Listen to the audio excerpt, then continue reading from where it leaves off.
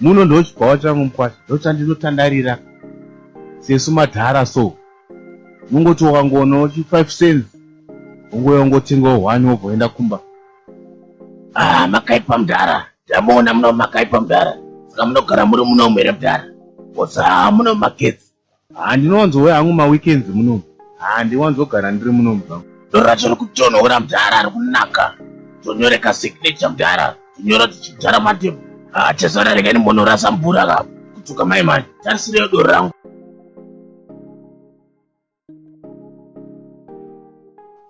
Tomudhara nachitaura nezvake kawo, pana ndiri kuseri, pana chimweta pawandiona ndikutsana konda yangu yawachiva.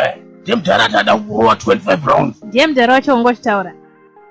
Iye mudhara unondigona here, ukakuvadza kamudhara kako aka. Ko mukwasha ndeipi futi yawo kuita?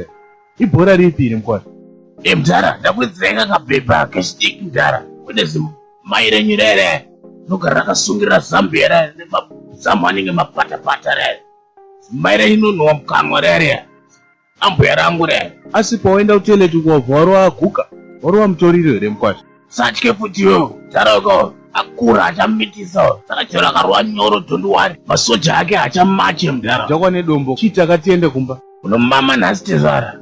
Kamwana kachakuchikora mudhara. Nai baba wangu iwe ndepo, wadzakwa nei nai mukwasha? Kongo ndasina kutengerei mudhara, ndatoti rare rimo chikokere imomo, kume chibvomora imomo, chisona. Asi mashura here aya mukwasha wangu ndi? Rare nhasi mudhara, charara swika wachema, swika wamamira, swika wasura mudhara.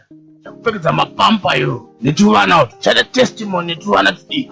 Iwe mukwasha iwe une mamhepo chete iwe, une mamhepo iweyo anotoda kuyereswa kumasowe chaiko, musowe sondo. Unhu hwako hwakafongora mukwasha iwe. Fongora? Uchatofongorerwa mudhara usika wasurirwa. Chenjera pawapfira pamusoro ipapo mudhara yose area yeZBC TV. Chakwerwa kaimba zvidhimbo zvako zvekujikisera.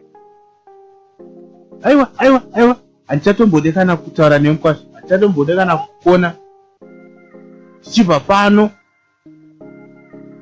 tobva tatosiyana, hatichatofambe tese nzira. Ndakutobva pano, tichibva pano handichada kuona kuba kwangu, handichada kuona une mwana wangu kana vazukuru wangu, handichada kana kutaura newe. Une mamhepo, une madhimoni mukwasha iwe.